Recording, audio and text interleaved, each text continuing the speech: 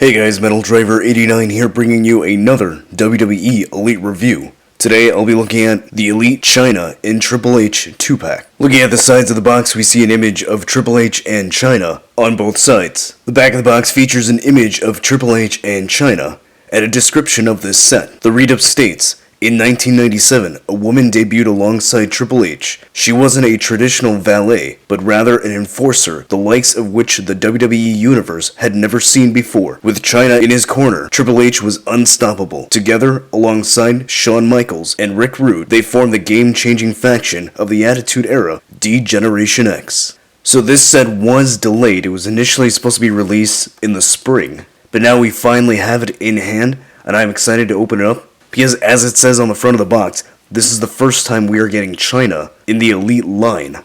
In fact, we haven't had a Chyna figure since way back in the early 2000s from the Jakks Pacific days. So now that we have looked at the box, let's go ahead and open these figures up and take a closer look at Triple H and Chyna. Are you ready? And here we have Triple H and Chyna out of the packaging, but first, let's take a look at the accessories that they come with. So they each come with an extra pair of interchangeable hands. Chyna comes with 2 fisted hands, and Triple H comes with 2 open hands, so you can pose them doing the DX crotch chop. The set also comes with a European Championship belt for Triple H, and the WWE Championship for Shawn Michaels. Alright, so we're going to take a look at Triple H first. So looking at the head sculpt, this is a head sculpt that we have received before with the Attitude Era DX Triple H figures. So it's nothing new here. It does look slightly more detailed than the previous released one, or at least one of the released versions. So if you look at the new one closely, it does look a little more detailed. The box did say that it has the True Effects printing, so it should look better. And then he's got his braid on the back of the hair. So nothing too fancy with the head sculpt.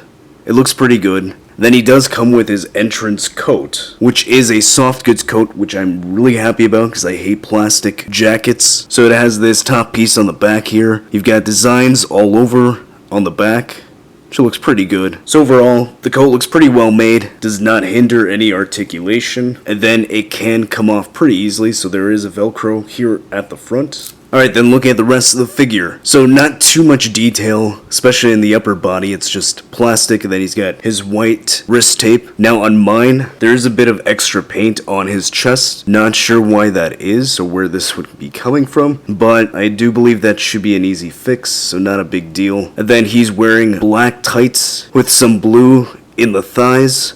So this is what he generally wore during his Hunter Hearst Helmsley days. So he did still wear this outfit during the 1997 original DX run. Then he has his H logos on his knee pads, and then just standard black boots. So again, not a whole lot of detailing on the body, but it is accurate to how it looked back in 1997. Alright, then going over the articulation of the Triple H figure. So his head is on a ball joint, but it does not go up at all due to the hair. It goes down just very slightly. His head can twist side to side, and it can slightly tilt. The shoulders have a hinge, which allows it to go that high up. It can rotate all the way around. There is a bicep swivel, single jointed elbow, which gets almost 90 degrees. He has a swivel at the wrist and a hinge. Ab crunch allows him to go that far down, that far back, which isn't too bad. He has a waist swivel, which allows him to twist side to side. The legs can go that far out. It can go that high up, which is pretty good. He has a thigh cut,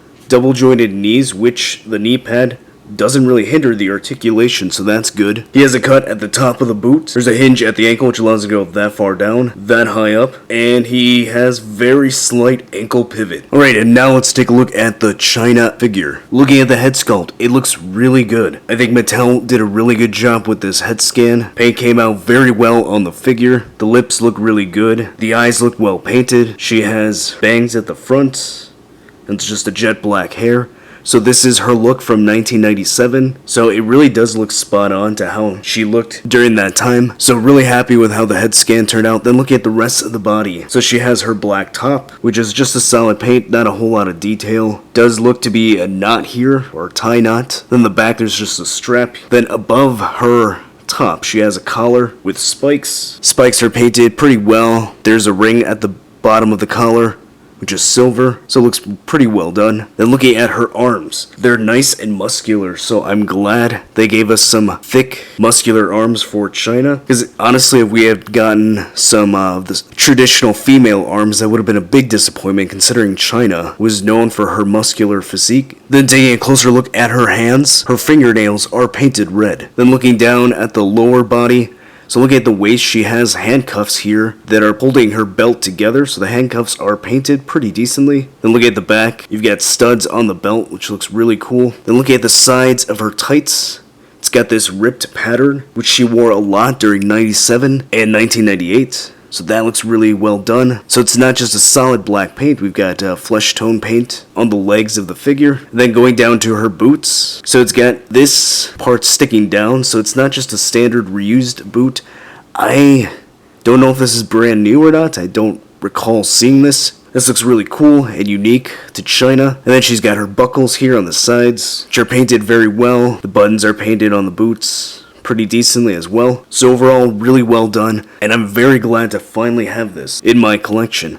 As I mentioned before, we haven't received a Chyna figure since the early 2000s, back with Jakks Pacific. So it's nice to finally have a WWE Elite Chyna by Mattel. So overall, I'm really satisfied with how this figure turned out. Alright, and going over the articulation, so her head is on a ball joint, but it does not go up due to the plastic of the hair. It goes, not really far down at all. It can bend downward a little bit, but it just goes back up, so really not any movement there. It can twist side to side. It can slightly tilt. Shoulders have a hinge which allows it to go that high up. It can rotate all the way around. She has a bicep swivel, single jointed elbow, which gives us almost 90 degrees. Swivel at the wrist, and a hinge. She has an upper diaphragm joint, which allows her to crunch pretty far forward, which is actually really good, and pretty far backward. She can tilt side to side. She has a waist swivel. Then her legs are on ball joints, which should go further out than this. Mine are pretty stiff, so I don't want to force it, so I am going to apply some heat with a hairdryer. It can go that high up. She has a cut at the thigh,